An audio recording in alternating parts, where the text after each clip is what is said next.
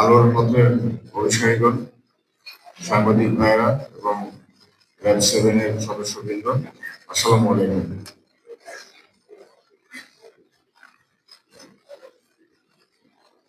আমি সর্বপ্রথম মহান আল্লাহ তাআলার কাছে শুকরিয়া আদায় করি, আলহামদুলিল্লাহ, যে বিভিন্ন সময়ে বিপথে থাকা মানুষজন আত্মসমর্পণ করে সুপথে ফিরে এসেছে এবং এখন পর্যন্ত আপনারা সৎ পথে জীবনযাপন করছেন। এটা আল্লাহ তাআলার পক্ষ থেকে অনেক বড় একটি রহমত। এজন্য আমাদের সবসময় শুকরিয়া আদায় করা উচিত, আলহামদুলিল্লাহ। আপনারা জানেন, পবিত্র কোরআনে বলা হয়েছে যে আল্লাহ যাকে ইচ্ছা হেদায়েত দান করেন। আপনারা পূর্ববর্তী পেশা থেকে হেদায়েত প্রাপ্ত হয়ে সৎ পথে চলে এসেছেন। মহান রাব্বুল আলামিনের পক্ষ থেকে আপনাদের প্রতি এটা অনেক বড় একটি রহমত এবং নিয়ামত। এর পরবর্তীতে জীবনযাপন মানুষকে করতে হবে, জীবনের পরিবার সংসার চালানোর জন্য বিভিন্ন কার্যক্রম করতে হবে। সবাই যে খুব ভালো, খুব বড় ধরনের পেশায় যে কাজ করতে পারবে, অনেক সচ্ছলভাবে জীবনযাপন করতে পারবে, এটা সব মানুষের পক্ষে তো সম্ভব হয় না একটি দেশে। আপনারা যেভাবে আছেন আল্লাহর রহমতে খুব খারাপ নেই, চলছে, জীবন তো চলছে মোটামুটি। সবচেয়ে বড় বিষয় হচ্ছে প্রতিদিন আপনাকে পুলিশ, র্যাব, আর্মির ভয়ে তো থাকতে হচ্ছে না। প্রতি মুহূর্তে আপনাকে চিন্তা করতে হচ্ছে না যে কে এসে আপনাকে গুলি করবে, আপনার প্রতিপক্ষ এসে আপনাকে গুলি করবে।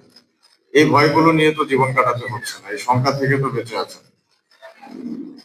এই জন্য শুকরিয়া আদায় করে এবং আমাদের পক্ষ থেকে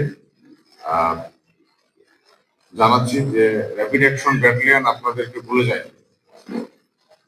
প্রতি বছর একবার দুইবার করে সবাই একটু দেখা সাক্ষাতের একটা আয়োজন করা হয়, শুধু এই মেসেজটা দেওয়ার জন্য যে র্যাব আপনাদের ভুলে যায়। বাংলাদেশ, আমরা সবাই জানি, বিগত কয়েক বছরের মধ্যেই সরকারে বেশ কয়েকটা পরিবর্তন হয়েছে এবং দেশ খুব সংঘাতপূর্ণ একটা পরিস্থিতির মধ্য দিয়ে গিয়েছে। এই পরিস্থিতিগুলোর মাঝখানে সকল কার্যক্রম সুষ্ঠুভাবে সম্পন্ন করা সম্ভব হয়নি। আপনাদের যে মামলাগুলো আছে, টোটাল 126টা কেসের 128 জন আসামি। এই মামলাগুলো ডিসি অফিস থেকে আমরা পিপির কাছে পাঠিয়েছি।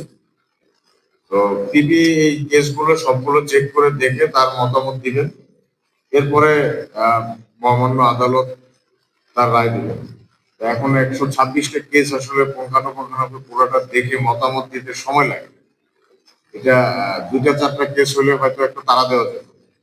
পিপি কাজ করছে। কারণ আপনারা জানেন যে 24শে জুলাই পরবর্তী সময়ে পিপি ছিল না, বেশ 6 মাসের মতো, গত বছর 6 মাসের মতো পিপি ছিল না। এরপরে চেঞ্জ হয়েছে, চেঞ্জ হওয়ার পরে আবার ইলেকশনের পর আবার চেঞ্জ হয়েছে।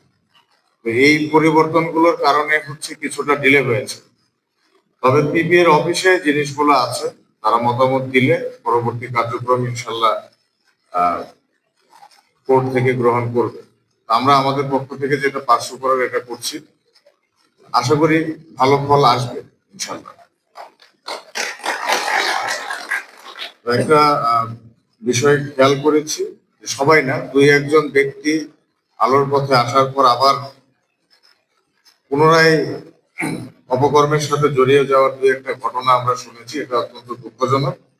আমরা আশা করি যে আমরা বাকি যারা আছি কেউ এই পথে যাব না এবং অন্য যারা যেতে চাচ্ছে তাদেরকে আমরা টেনে ধরবো যাতে যেতে না পারে।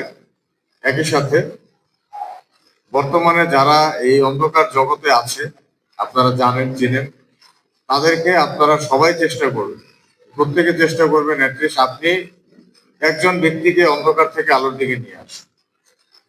সবাই যদি একজন একজন করে নিয়ে আসেন, ইনশাল্লাহ এই দেশে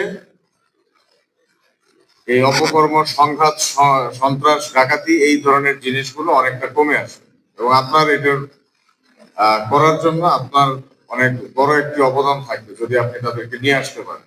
এই প্রচেষ্টাটা আপনারা অব্যাহত রাখবেন এবং আহ, আপনাদের বিষয়গুলো নিয়ে আমরা কাজ করছি, যেটা জানালাম আপনাদেরকে। তবে সরকারি কাজ আপনারা জানেন, কোর্টে আপনাদের নামে এগুলো ছাড়াও অনেক মামলা আছে। একটা মামলা থেকে আপনার রায় নিতে কত বছর লাগে? তো রায় নিতে যদি 10 বছর লাগে, খারিজ নিতেও 10 বছর লাগে। তো কোর্টের কার্যক্রম, আসলে কোর্টে আমরা বিচারককে প্রভাবিত করতে পারি না, বিচারককে আমরা আমাদের পুশ করার আসলে কোনো অপশন নেই। বাকি প্রক্রিয়া যেটা আছে, পিপি কে ধাক্কাধাক্কি করা, এগুলা করা আমরা করছি। তো পরে বিচারকের কাছে গেলে ইনশাল্লাহ তখন, যেহেতু এটা সরকারি ভাবে সিদ্ধান্ত নেওয়া, বর্তমান সরকারও এটা জানেন, বাকি ব্যবস্থাপনা ইনশাল্লাহ কোর্ট থেকে হবে। একটু সময় লাগবে, আপনারা জানেন কোর্ট কাছারির কাছে সময় লাগে। এই জন্য অধৈর্য হবেন না। আপনারা যেভাবে জীবনযাপন করছেন, সবাই সুস্থ সবল মানুষ, চেষ্টা করেন পরিশ্রম করে জীবিকা নির্বাহ করার। ইনশাল্লাহ আল্লাহ তাআলা আপনাদেরকে ভালো রাখবেন। সবাই ভালো থাকুন এবং সবাই সবার জন্য দোয়া করবেন। ধন্যবাদ। আসসালামু আলাইকুম।